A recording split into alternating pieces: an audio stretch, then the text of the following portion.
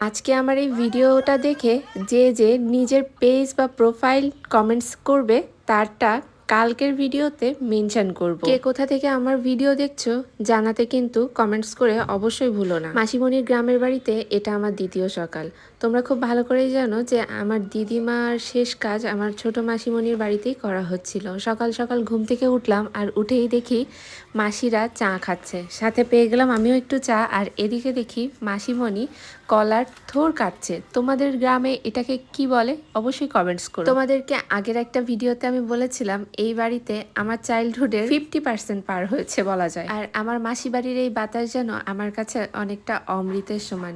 এই বাড়ির প্রত্যেকটা জিনিস এত যত্নশীল ছিল আমার মাসির কাছে, সেটা বলে বোঝাতে পারবো না। সময়ের পরিবর্তনে সবকিছু এসে পড়েছে বউদের হাতে, মানে আমার বৌদিদের হাতে। বাড়ির আশেপাশ গোছ গাছ সবকিছুই বেশিরভাগটাই বড় বৌদি দেখে রাখে। আর এখানে এসে সব থেকে বেশি মজা আছে রুদ্রিক। এই দেখো কাদা মাটি মেখে ঢপাস করে পড়ে তার জামা কাপড় এলাহি কাণ্ড। সকাল সকাল ঘুম থেকে উঠে বৌদিদের হাতের গরম গরম চা পেয়ে গেলাম আর স্নান করে একটু পটের বেবি সেজে নিলাম, কারণ আমাকে তো এখন এই এলাকাটা ঘুরতে হবে নাকি, কতদিন পর এসছি বলে কথা। তো চলো আমি একা কেন ঘুরবো, তোমাদেরকে সাথে নিয়ে ঘুরি। আর আজকে সারাদিন কি কি করলাম সেটা অবশ্যই থাকবে এই ব্লগ। সকাল সকাল চায়ের সাথে গরম গরম দুটো ভাতও খেয়ে নিলাম। এরপরে ছোট বৌদিকে নিয়ে বের হয়ে পড়লাম রাস্তার দিকে। গ্রামের পরিবেশটা আর কি যেমন থাকা উচিত তেমনই ছিল। রাস্তার উপরে প্রচুর গম নেড়ে দেওয়া ছিল আর আমরা সেখানেই মিষ্টি রোদে বসে গল্প আড্ডা করতে লাগলাম। আরে বৌদির সাথে গল্প রে। এখানে একটা মজার টুইস্ট হলো, আমার ছোট বৌদির মাসির বাড়ি আবার আমার ছোট মাসির বাড়ির পাশেই। তো আমরা এখানে ঘুরতে ঘুরতে চলে আসলাম বেলগাছির এই স্কুলে। এই স্কুলে আসলে প্রচুর স্মৃতি সবার। ঈদের ছুটি, এই জন্য স্কুল বন্ধ, স্কুলটাও পুরোপুরি ফাঁকা। আর তারপরে পেয়ে গেলাম দুটো ছাগল ছানা। আমরা কালকে যখন চরে গিয়েছিলাম তখন বৌদি বারবার করে বলছিল দুটো ছাগল ছানা কোলে তুলি, দুটো ছাগল ছানা কোলে তুলি। এখন তো দেখছি বৌদির স্বপ্নটা সত্যিই পূরণ হয়ে গেল। আর এই ছাগলের বাচ্চা দুটো এত সুন্দর ছিল, একদমই গেদু গেদু ছানা ছিল, যাদেরকে কোলে নেওয়া খুবই মজার বিষয় ছিল। বৌদি, আমি আর অতই আমরা তিনজনই জানি খুব রিল্যাক্স মুডে ঘুরে বেড়াচ্ছিলাম, কারণ বাড়িতে এখনো অতিথি আরো বাকি যারা আছে তারা কেউই এসে পারেনি। তাই এই নিলিবিলি একদম নিশ্চিন্তায় এই স্কুল মাঠের মধ্যে বসে ছাগল দুটোকে কোলে নিয়েছিলাম। আর রাস্তার চারিপাশে যেন এই ভাটির ফুলের ঘ্রাণে একদম ম ম করছে। সত্যি চারিদিকে এই ভাটির ফুলে যেন ছয় লাভ হয়ে গেছে। এখন রাস্তা ধরে বাড়ির দিকে আগাবো, কারণ আরো মানুষজন আসতে চলেছে। কিন্তু আমার মনে হচ্ছিল আমি এই রাস্তাতেই থাকি, রাস্তা বেয়ে হেঁটে যত দূর যাওয়া যায় তত দূরই যাই। কারণ ঈদের ছুটিতে রাস্তাটা যেরকম শুনশান নিলিবিলি, তেমনি গ্রামের ঠান্ডা বাতাসে পরিবেশটাও খুবই নিলিবিলি। এরপরে চলে আসলাম এক বিরল জিনিস দেখতে। সত্যি দাদা ডেকে নিয়ে আসলো এই জমিতে আর বলল কি এই দিকে আয়, একটা মজার জিনিস দেখে যা। তখন যে দেখি একদমই আসলেই তো বিষয়টা মজার। মনে হচ্ছে না কেউ এই কলার ছড়িটা এই কাটা গাছটার মাঝখানে রেখে গেছে, কিন্তু না, কলার ছড়িটা এভাবে রাখেনি। এখান থেকে কলা গাছটা কেটে দেওয়ার পরেও এইরকম একটা কলার খাইন বের হয়েছে আর সেখানে এই পরিমাণ কলা ধরেছে। এরপর বাড়িতে এসে দেখি বড় বৌদি চাল কুটবে, এই জন্য সবাই ঢেকির ঘরে। সত্যি কথা বলতে পিঠা বানানোর জন্য চাল কোটার একটাই মাত্র উপায় ছিল আগে, যেটা হচ্ছে ঢেকি। আর এখন তো বিভিন্ন রকম ম্যাশিং ব্লেন্ডার সবকিছুই দেখা যায়, কিন্তু এই ঢেকির ঘর আর ঢেকি পাড়ানোর যে বিষয়টা, এটা এখন নেই বললেই চলে। আমি এবার এই টিনে এরম এরম করতাম আর কয়েক হ্যাঁ হ্যাঁ করে দাদা একটু দেন দিল দাদা মাথা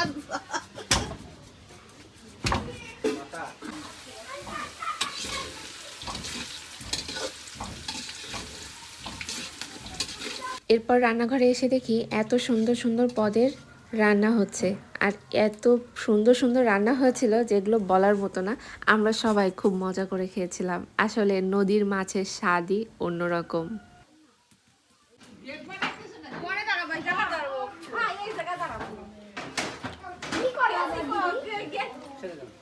দাঁত দিয়ে কামড়ায় ছাড়বে। জামাই আসতেছে আর আবার ডাকো, আবার ডাকো।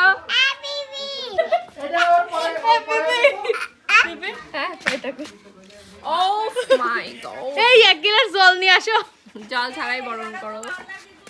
কবে গেট ধরেছি টাকার ভাগ পাইনি, আর এরা দুজন কবে কি, আমরা তো সেসময় ছিলাম না। এখন তোমার আরে বাবা রে, ওই এটার সাথেই লাগা আমার পদে গেছে এই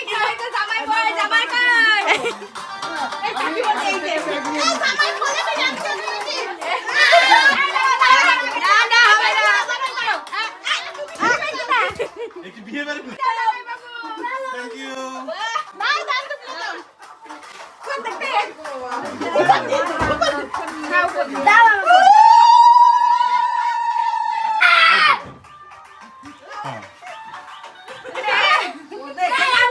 আমার বৌদিদের দেখে কোনো অবস্থাতেই মনে হচ্ছে না যে এটা আমার দিদিমার শ্রাদ্ধ বাড়ির অনুষ্ঠান চলতেছে। তো যাই হোক, তাদের ননদ আর নন্দায় আসছে, এই জন্য তারা খুব মজা করে একটা ফিতা ধরে নন্দায়ের কাছ থেকে বেশ ভালো একটা টাকা নিয়ে নিল।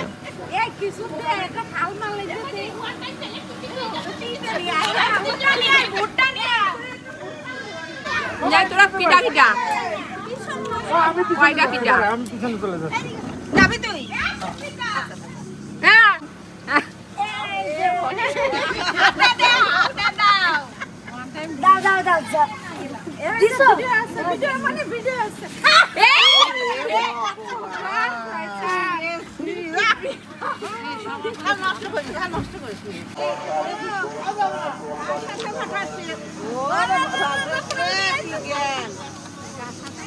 বাড়িতে আসলে সবাই একসাথে হলে যে মজাটা হয় আর কি। তো এরপরে আমরা ভুট্টা পোড়াই খেলাম, আর আমার মাসিদের সাথে তো কি পরিমাণ মজা করতেছি তোমরা সবাই দেখতেই পারতেছো।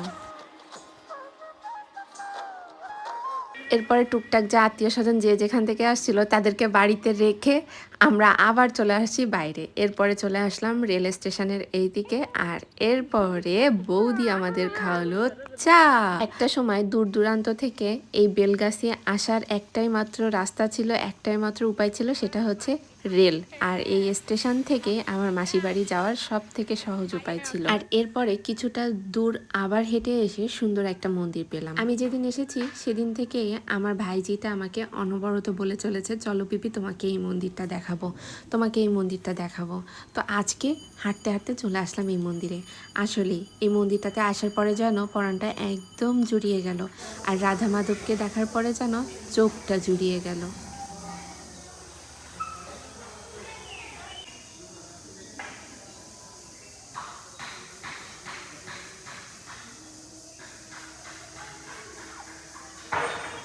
এই মন্দিরটা একদমই নিজস্ব অর্থায়নে করা, আর এত বড় একটা মন্দির, এত সুন্দর সেটা বলে বোঝাতে পারবো না। মন্দিরে ছিল সব থেকে বড় একটা পুকুর, আর এই মন্দিরে দুর্গাপূজা, নামযজ্ঞ সবকিছুই মোটামুটির ব্যবস্থা আছে।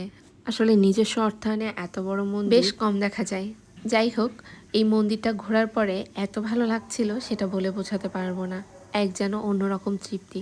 তো তোমরাও তো সবাই দেখে নিলে, আর আমার ব্লগ যদি ভালো লাগে অবশ্যই কমেন্টস করে জানাবা, আর তার সাথে আমার ব্লগটা শেয়ার করবা। যে যত বেশি শেয়ার করবা তার নামটা আমি নেক্সট ভিডিওতে অবশ্যই মেনশন করব, আর তোমাদের কেমন লাগে সেটাও কমেন্টসে জানাবা।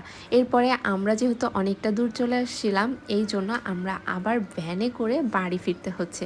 তো আজকের এই ব্লগটা এই পর্যন্ত। সবাই ভালো থেকো, দেখা হবে পরের কোনো ব্লগ।